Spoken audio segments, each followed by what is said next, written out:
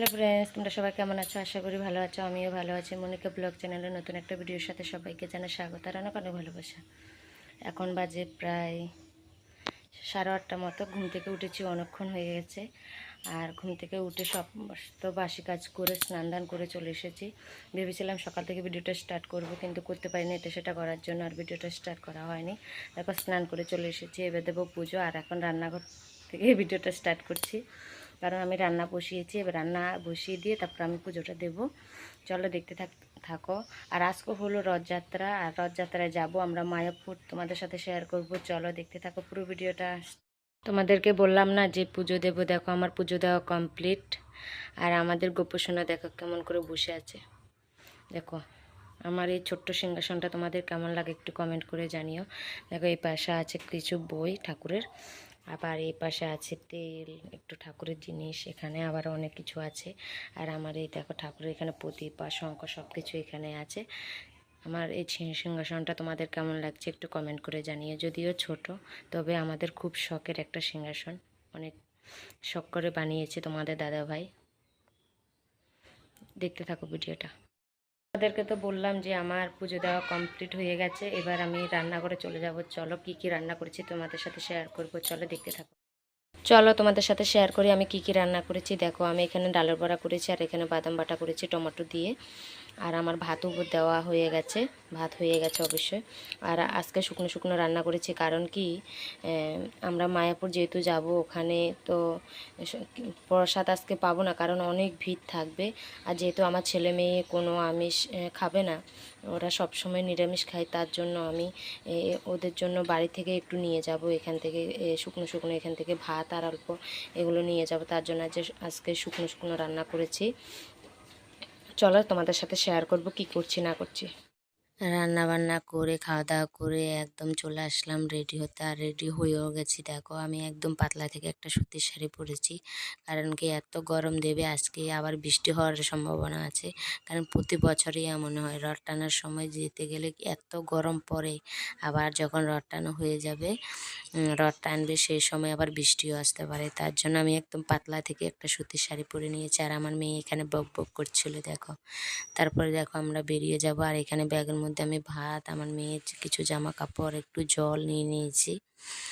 তারপরে এখানে দেখো গাড়ি করে আমরা যেহেতু যাব, গাড়িটা বের করেছে। আর আমার মেয়ে ছেলে কোথাও যাওয়ার কথা হলেই হয়েছে, ওদের আনন্দ বেশি।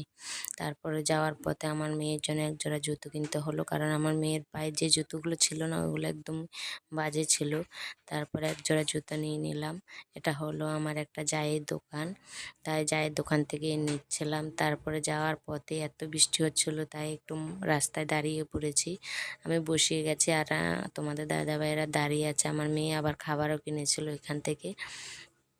আর আমি ভাবছি কখন যাব, কারণ মায়াপুরটা এমনই একটা জায়গা না, সারাদিন থাকলেও মন ভরবে না, তাই ভাবছি কখন যাব।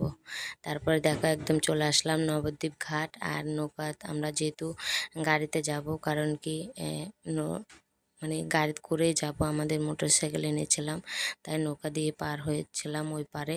আর দেখো এই মন্দিরটা এখান থেকে কত ছোট, কিন্তু যখন কাছে যাবে এই মন্দিরটা কত বড়, তাই না? আর এখানে আমি জুম করে একটু দেখাচ্ছিলাম, কিন্তু দেখাতে পারছিলাম না, কারণ একবার একজন চলে আসছে সামনে দিয়ে। আর এই ছেলেটা সব সময় একদম সামনে দিয়ে চলে আসছে, আমি একটু ভালো করে যে দেখাবো সেটাই দেখাতে পারছিলাম না। তারপরে দেখো আমরা নৌকা পার হয়ে একদম চলে আসলাম যেখানে রথ টানবে বলরাম, সুভদ্রা দেবী আর জগন্নাথকে রেখেছিল সেখানে। আর এখানে একটা চ্যানেল থেকে সাংবাদিক এসেছিল, প্রভুদের বক্তব্য নিচ্ছিল। তারপরে চলে আসলাম যেখানে জগন্নাথ দেবকে রেখেছিল, সেখান থেকে তো নিয়ে যাবে যেখানে রথ রেখেছে। আর এখানে সবাই জগন্নাথ দেবকে নেওয়া যাওয়ার জন্য দেখো কত কীর্তন, নাচ সবই হচ্ছিলো। আর প্রভুরা এত নাচ করে কি বলবো, খুবই ভালো লাগে। দেখো কত সুন্দর লাগছে, তাই না? আর খুবই মনটা জুড়িয়ে যাচ্ছিলো ওদের মানে নাচ দেখে, ওদের মানে বাজনা, মানে সব কিছু দেখে না এত মনটা ভালো লাগছে কি বলবো। তারপর পাশে একটা আবার মন্দির ছিল যেখানে জগন্নাথ, বলরাম, সুভদ্রা দেবীকে রেখেছিল, সেখানেও আমরা দর্শন করে নিয়েছিলাম। আর এখানেও কিছু সময় বসেছিলাম। তারপরে আবার প্রসাদও দিয়েছিল, সেখানে খিচুড়ি প্রসাদ দিয়েছিল, আমরাও খেয়েছি। তারপরে এখানে আসলাম, কিছু মানে মন্দিরের পিছন সাইডে একটা বাগান আছে, এখানেও বসার জন্য জায়গা করে দিয়েছিল, খুবই সুন্দর। আমরা বাড়ি থেকে একটা চিকচিকি নিয়ে এসেছি দেখো, আর ওখানে আমরা বসে খাওয়া দাওয়া করেছি, আমার ছেলে মেয়েকে খাইয়ে দাইয়ে নিয়েছি। আর এখানে দেখো আমার শাশুড়ি মা, তোমাদের দাদাভাই, ওরা কেমন করে দুলছিল। মনটা যখন ফ্রি থাকে না, সব কিছুই সম্ভব, তাই না? আর আমার শাশুড়ি মাকে দেখো খুবই আনন্দ পাচ্ছিল, ওদের আনন্দ দেখে আমার এত ভালো লাগছিল কি বলবো। আর তোমাদের দাদাভাই দেখো দুষ্টুমি। তারপরে ওরা যখন চেপেছে, তারপরে আমিও একটু মানে চাপছি। আর আমার না দোলনা টোলনা অত ভালো লাগে না, কারণ আমার ভয় লাগে। আর এখানে সেটা তোমাদের সাথে শেয়ার করতে পারিনি। তোমাদের দাদাভাই আমাকে পিছন থেকে এত জোরে জোরে মানে দোল দিচ্ছিল, আমার যে ভয় লাগছিল সেটা শেয়ার করতে পারিনি। তারপর ওখান থেকে ঘুরে ফিরে চলে আসলাম যেখানে রথ টানবো সেখানে।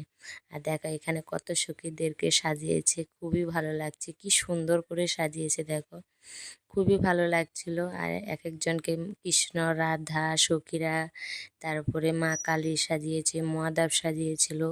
সব কিছু তো ভিডিও করা সম্ভব না, ভালো লাগে না এসব দেখতে, মানে ভিডিওর থেকেও সামনাসামনি দেখতে খুবই ভালো লাগে, তাই না?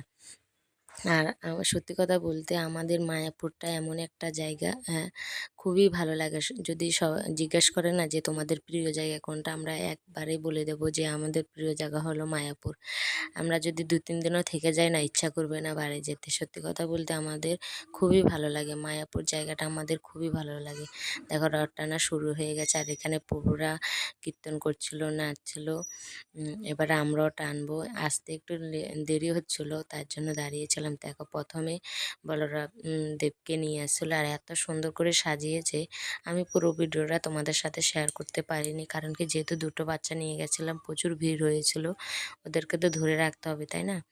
তার জন্য আমি বেশি কিছু শেয়ার করতে পারিনি, তোমরা দেখতে থাকো।